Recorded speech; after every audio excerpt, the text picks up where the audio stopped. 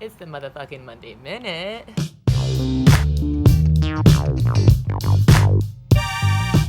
This is a little tribute to our old spot that will be super missed.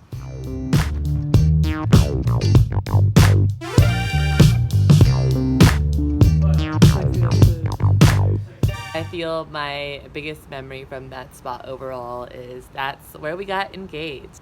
And that little 675 square feet of greatness is something that I'll never forget, and I'm so grateful for it.